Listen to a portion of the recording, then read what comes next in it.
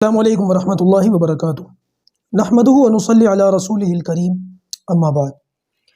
امید کرتا ہوں کہ آپ تمام ساتھی خیر و عافیت سے ہوں گے اور صراط مستقیم کورس سے آپ کو فائدہ ہو رہا ہوگا۔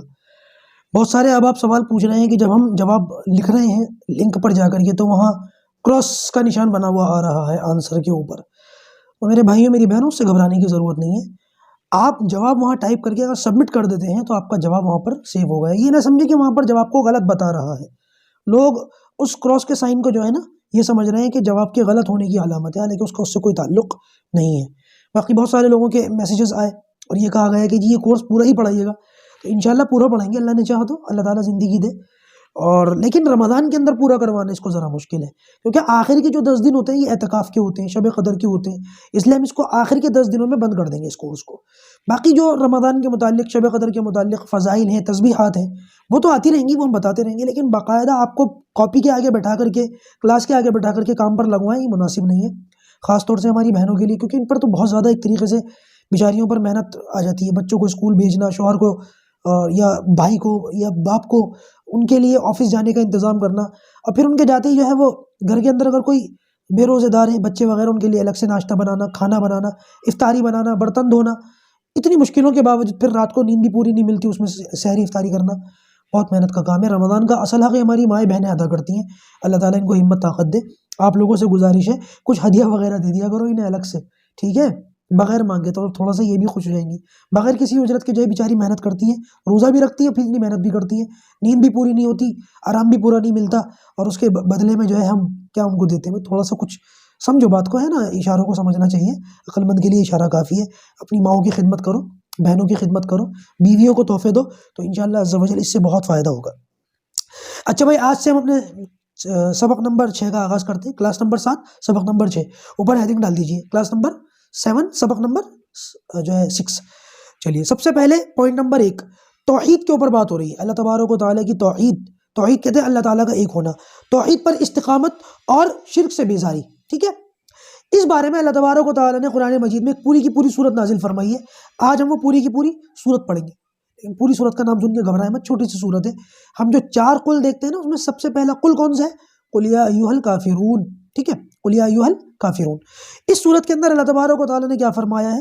قل یا ایھا الکافرون، آپ کہہ دیجئے اے کافروں، لا اعبد ما تعبدون، میں اس کی عبادت نہیں کرتا جس کی عبادت تم کرتے ہو۔ پیغمبر صلی اللہ علیہ وسلم نے مکہ کے مشرکین سے یہ بات کہی ہے کہ جن بتوں کی تم عبادت کرتے ہو میں ان کی عبادت نہیں کرتا، ولا انتم عابدون ما اعبد، اور تم اس کی عبادت نہیں کرتے خالق حقیقی کی، معبود حقیقی کی، جس کی عبادت میں کرتا ہوں۔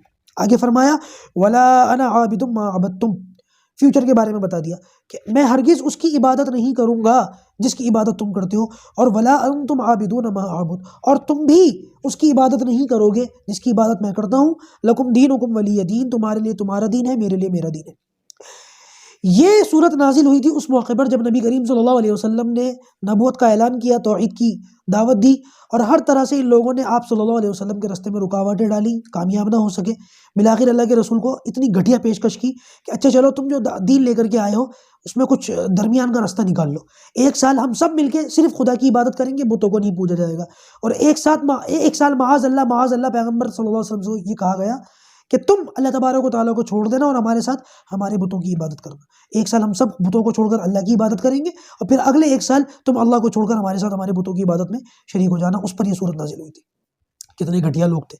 آج بھی اس قسم کی باتیں جو ہیں وہ لوگ کرتے ہیں مسلمانوں سے، حالانکہ ڈائریکٹ نہ کرتے ہوں لیکن انڈائریکٹلی کرتے ہیں، اب تو ڈائریکٹ بھی کرنے لگے، خیر اللہ حفاظت فرمائے۔ بہرحال پوائنٹ نمبر 2، ذکر اللہ کی فضیلت۔ حدیث دیکھ لیں، اللہ کا ذکر کرنے کی فضیلت، کیا فضیلت ہے؟ حضرت ابو موسیٰ اشعری رضی اللہ تعالیٰ یہ فرماتے ہیں کہ نبی کریم صلی اللہ علیہ وسلم نے فرمایا، آپ صلی اللہ علیہ وسلم نے فرمایا، اس شخص کی مثال جو اپنے رب کو یاد کرتا ہے، اس شخص کی مثال جو اپنے رب کو یاد کرتا ہے، اور اس شخص کی مثال جو اپنے رب کو یاد نہیں کرتا، ان دونوں کی مثال کیسی ہے؟ زندہ اور مردے جیسی۔ یعنی جو اللہ تعالیٰ کا ذکر کر رہا ہے وہ زندوں کی طرح ہے، اور جو اللہ تعالیٰ کا ذکر نہیں کر رہا وہ مردوں کی طرح ہے۔ بتائیے کتنی بڑی بات ہے۔ صحیح بخاری جلد نمبر 2 پیج نمبر 498۔ تو اللہ تعالیٰ کا ذکر کرتے رہنا چاہیے، خاص طور سے رمضان کے مہینے میں۔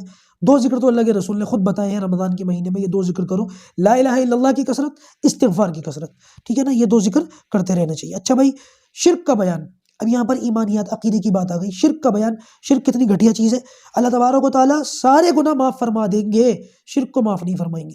تو لہٰذا شرک بڑی خطرناک چیز ہے، اور یہ 3 طرح کا ہوتا ہے، یاد رکھیے۔ شرک صرف وہ نہیں ہے جس کو ہم سمجھتے ہیں شرک، شرک 3 طرح کا ہوتا ہے، تینوں کو لکھ لیں، اچھی طرح ذہن میں بٹھا لیں، اور اللہ تعالیٰ سے دعا کریں اللہ تعالیٰ ساری زندگی ان تینوں قسم کے شرک سے بچنے کی ہمیں توفیق عطا فرمائے، اس سے ہماری حفاظت فرمائے۔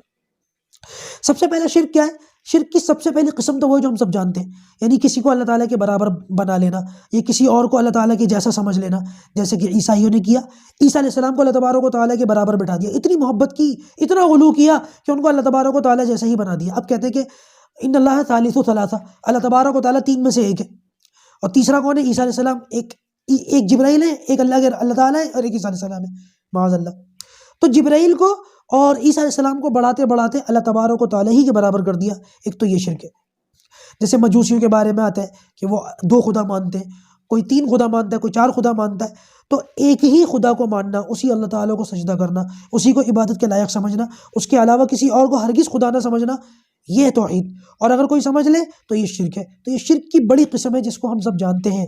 اور ایک دوسرے لیول کا شرک ہے، شرک کی دوسری قسم، یعنی کہ جو چیزیں اللہ تبارک و تعالیٰ کے ساتھ خاص ہیں، جو باتیں اللہ تبارک و تعالیٰ کے ساتھ خاص ہیں، ان باتوں میں اللہ تبارک و تعالیٰ کے ساتھ کسی اور کو شریک کر دینا۔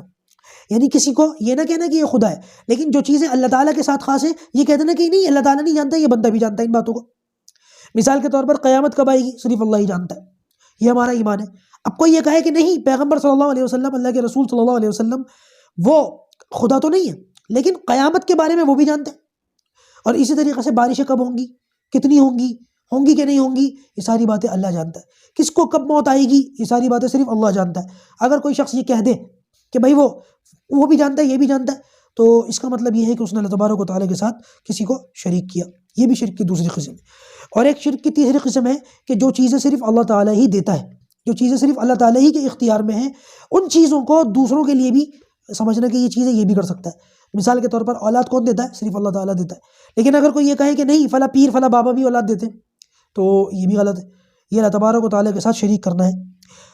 غلے کون نکالتا ہے، بارشیں کون برساتا ہے، اولاد کون دیتا ہے، دن اور رات کا نظام کون چلاتا ہے، ساری کی ساری چیزیں اللہ تعالیٰ کے اختیار میں ہیں۔ اب ان اختیارات کو یہ سمجھنا کہ نہیں، اللہ تعالیٰ کے ساتھ دوسرا بندہ بھی ہے، وہ بھی کر سکتا ہے، اس کے ہاتھ میں بھی یہ اختیارات ہیں، تو یہ شرک کی تیسری قسم ہے۔ اور بعض مرتبہ یہ جو دوسری 2 آخر کی جو شرک کی 2 قسمیں بتائی نا، بعض مرتبہ لوگ غفلت کی وجہ سے، نادانی کی وجہ سے، لا علمی کی وجہ سے اس میں پھنس جاتے ہیں۔ اللہ تعالیٰ اس سے ہماری حفاظت فرمائے۔ اچھا بھائی، اب مسئلہ پوائنٹ نمبر 4، مسئلہ آج ہم 3 چیزیں سیکھیں گے تینوں وضو کے بارے میں۔ نمبر 1، وضو کے فرائض کتنے ہیں، نمبر 2، وضو کی سنتیں کتنی ہیں، اور نمبر 3، وضو کی مستحبات کتنے ہیں۔ آج ہم یہ ساری چیزیں سیکھ لیں گے، ٹھیک ہے نا۔ سب سے پہلے وضو کے 4 فرض ہیں، اکثر مسلمانوں کو پتہ ہوتا ہے لیکن ہم یہاں پر لکھ لیتے ہیں۔ نمبر 1، پورے چہرے کا دھونا، وہ ایکسپلینیشن پوری آ گئی نا، سر کے بالوں سے لے کے تھوڑے کے نیچے تک، اس کان کی لو سے اس کان کی لو تک، یہ تو پوری وضاحت ہے۔ پورے چہرے کو دھونا نمبر 1۔ نمبر 2، کوہنیوں سمیت دونوں ہاتھوں کو دھونا۔ دیکھیے یہاں پر اکثر غلطی یہ ہوتی ہے، کوہنیوں تک یا کوہنیوں سمیت۔ کوہنیوں تک دھوئیں گے تو ہاتھ صرف یہاں تک دھلے گا، اور کوہنیوں سمیت دھوئیں گے تو اوپر تک دھونا پڑے گا۔ اور یہ بات یاد رکھیں، وضو کرتے وقت بھی اس کا خیال رکھیں کہ کوہنیوں تک ہاتھ نہیں دھونے، کوہنیوں سمیت ہاتھ دھونے ہیں۔ جب آپ کوہنیوں تک دھوئیں گے تو آپ کی آدھی ایلبو جو ہے وہ دھلے گی، اور اگر آپ کوہنیوں سمیت دھوئیں گے تو پوری ایلبو دھلے گی۔ آدھی ایلبو دھوئیں گے تو وضو نہیں ہوگا، اس کا خیال رکھنے کی ضرورت ہے۔ تو نمبر 2، کوہنیوں سمیت دونوں ہاتھوں کو دھونا۔ نمبر 3، چوتھائی سر کا مسح کرنا۔ اور نمبر 4، دونوں پیروں کو ٹخنوں سمیت دھونا۔ یہاں پر بھی وہی بات آ گئی، جیسے ہاتھوں کو کوہنیوں سمیت دھویا جاتا ہے، ویسے پیروں کو ٹخنوں سمیت دھویا جاتا ہے، ٹخنوں تک نہیں دھویا جاتا، اس کا خیال رکھیے گا۔ اچھا، ایک بات اور سمجھ لیجئے، بلکہ یہاں 3 پوائنٹس ہیں، اس کو لکھ لیجئے۔ پوائنٹ نمبر 1، فرائض کے اندر یہ 4 فرض میں نے بتایا، اس کے اندر 2 پوائنٹس ہیں، ان دونوں پوائنٹس کو دیکھ لیجئے، پھر ایک تیسرا پوائنٹ بھی میں بتاتا ہوں۔ سب سے پہلا پوائنٹ یہ ہے کہ اعضاء پر پانی اس طریقے سے بہائیں، جب ہم وضو کر رہے ہوں تو پانی اس طرح سے بہائیں کہ وہ جس جگہ پر، مثال کے طور پر ہم ہاتھ کو دھو رہے ہیں تو ہاتھ پر پانی پڑنے کے بعد اتنا پانی پڑے کہ نیچے قطرے ٹپکنے لگے۔ اگر خالی ہم نے صرف اتنے ہاتھ دھوئے کہ وہ گیلا ہو گیا اور قطرے نیچے نہیں ٹپکے، تو اس سے جو ہے فرض ادا نہیں ہوگا، اور فرض ادا نہیں ہوگا تو وضو بھی نہیں ہوگا۔ تو لہٰذا قطرے ٹپکنے لگے پانی کے، کم سے کم اتنا پانی ضرور استعمال کریں۔ اس کے علاوہ وضو کرتے وقت اس بات کا بھی خیال رکھیں کہ اسکن کے اوپر کوئی ایسی چیز موجود نہ ہو جو پانی کو اسکن تک پہنچنے میں رکاوٹ ہو۔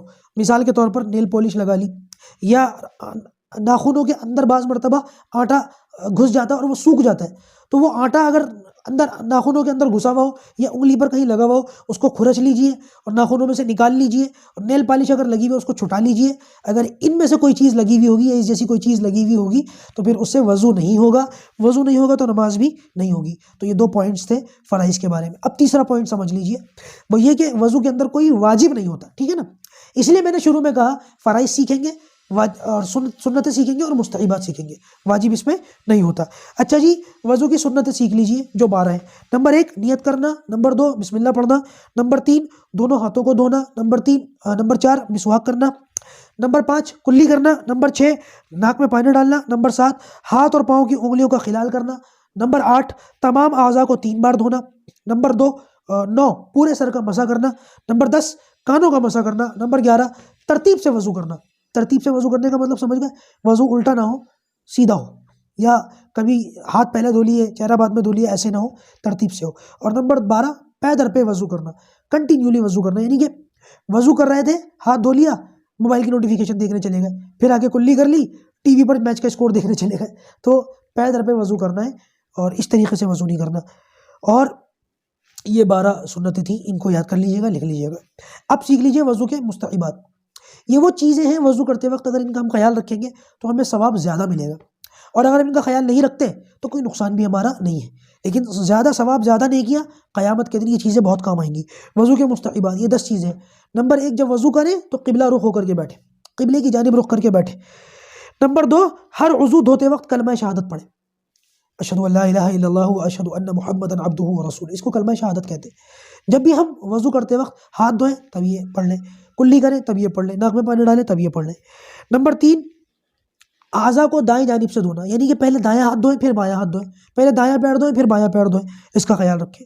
نمبر 4 اعضاء وضو کو مل کر کے دھونا، یعنی کہ خوب اچھی طریقے سے صاف کر کے دھونا، ایسے نہیں خالی پانی ڈال لیا اور چھوڑ دیا، خوب مل کر کے دھونا ہے۔ نمبر 5 اعضاء وضو کو مبالغے سے دھونا، مبالغے کا مطلب یہ ہے کہ تھوڑا سا احتیاط کے ساتھ زیادہ پانی ڈالنا، لیکن پانی کی فضول خرچی نہ ہو، یہ نہ ہو کہ 3 بار چہرہ دھونے کے بعد 4 مرتبہ پانی ڈال لیا، پھر یہ فضول خرچی ہو جائے گی، اس کا خیال رکھنے کی ضرورت ہے۔ نمبر 6 چھگلیاں کا کان میں داخل کرنا، یعنی یہ جو چھگلیاں ہوتی ہیں ان کو کان میں داخل کرنا۔ نمبر 7 گردن کا مسح کرنا، بعض مرتبہ لوگ یہاں غلطی کرتے ہیں، لوگ جو ہے نا وہ گردن کا مسح نہیں کرتے، گلے کا مسح کرتے ہیں، یہ گلا ہے اس کا مسح نہیں کرنا، پیچھے اس جگہ اس کا مسح کرنا ہے، گردن کا مسح کرتے وقت اس کا خیال رکھیے گا۔ نمبر 8 بچا ہوا پانی کھڑے ہو کے پینا، رمضان کا خیال کر لینا، کبھی رمضان میں بھی پانی پی جاؤ، وہ جو پانی ڈرنکنگ واٹر ہوتا ہے پینے والا پانی، اگر وہ پانی ہے تو جو برتن کے اندر بچ جاتا ہے، لوٹے کے اندر بچ جاتا ہے، تو وضو کرنے کے بعد کھڑے ہو کر کے اس کو پیا جائے گا۔ یاد رکھیے گا پانی بیٹھ کے پینا سنت ہے، لیکن 2 پانی ایسے ہیں جن کو کھڑے ہو کے پینا چاہیے، وضو کا بچا ہوا پانی، زمزم کا پانی، ٹھیک ہے۔ نمبر 9 وضو کے بعد دعا پڑھنا، دعا کون سی ہے ابھی بتاتے ہیں آپ کو۔ اور نمبر 10 پانی ضائع نہ کرنا، وضو کرتے چاہے آپ نہر کے اوپر بھی بیٹھے ہوئے ہوں، چاہے پانی بے تحاشا ہو، سمندر ہو، لیکن آپ کو پانی ویسٹ نہیں کرنا ہے، فضول نہیں بہانا ہے، اس کا خیال رکھیے گا۔ اچھا جی 5ویں چیز وضو کے آخر کی دعا، انہوں نے بتا دی نا وضو کے آخر کا خیال رکھنا ہے، تو وضو کے آخر کی دعا کون سی ہے دیکھیے، اشہد ان لا الہ الا اللہ وحدہ لا شریک لہ واشہد ان محمدا عبدہ ورسولہ اللہم اجعلنی من التوابین واجعلنی من المتطہرین، سنن ترمذی جلد نمبر 1 پیج نمبر 18، ٹھیک ہے نا۔ تو اس کا ترجمہ سن لیجئے کہ میں گواہی دیتا ہوں اللہ تعالیٰ کے سوا کوئی معبود نہیں، وہ یکتا ہے، اس کا کوئی شریک نہیں، اور میں اس بات کی بھی گواہی دیتا ہوں یا دیتی ہوں کہ محمد صلی اللہ علیہ وسلم اس کے بندے اور اللہ کے رسول ہیں۔ آگے اللہم اجعلنی من التوابین واجعلنی من المتطہرین، اے اللہ تو مجھے بہت توبہ کرنے والوں میں اور خوب پاکی حاصل کرنے والوں میں شمار فرما، یعنی مجھے ان میں سے بنا دے جو خوب توبہ کرتے ہیں۔ اللہم اجعلنی من التوابین، یا اللہ جو خوب توبہ کرتے ہیں مجھے ان میں شامل کر دے، واجعلنی من المتطہرین، اور جو بہت پاکی حاصل کرتے ہیں مجھے ان میں شمار فرما دے، مجھے ان میں شامل فرما دے۔ یہ دعا جو ہے نا وضو کے بعد پڑھی جاتی ہے، اور اس میں عام طور سے کلمہ شہادت کو آسمان کی طرف اٹھایا جاتا ہے، اللہم اجعلنی من، اس طریقے سے یہ دعا پڑھی جاتی ہے، ٹھیک ہے۔ اس دعا کو پڑھ یاد کر لیجئے، اس کا ترجمہ لکھ لیجئے، اور وضو کے بعد اس کو اسی انداز میں پڑھیں گے انشاءاللہ۔ اللہ تبارک و تعالی ہمارے لیے ان باتوں کو کہنے سننے سے زیادہ آسان فرمائے اور عمل کی توفیق عطا فرمائے۔